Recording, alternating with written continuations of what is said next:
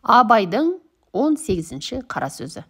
Адам баласына жыртықсыз, кірсіз, сыпайы киіну қажет. Ол киімін былғап, былжыратып кимей, таза киінген дұрыс іс.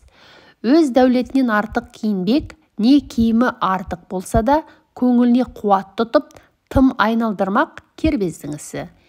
Кербездің екі түрлі қылығы болады. Бірі бет пішінін, мұртын, мүшесін, жүрісін, қас қабағын қолдан түзетіп, шынтағын көтеріп, қолын тарақтап, әуре болмақ. Екіншісі, атын, киімін, айран шерім деп, солардың арқасында сыпайы, жұғымды жігіт атанбаққа, өзінен ілгерілерге елеулі болып, өз қатарының ішін күйдіріп, өзінен кейінгілерге әттең дүние-ай, осылардың атындай ат мініп, киіміндей киім кигеннің не арманы бар екен дейтін болмаққа айланбақ.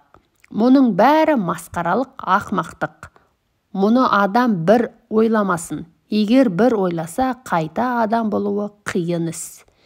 Кербез дегенді осындай кер-кердең болудан безіңдер деген сөзге ұқсатамын.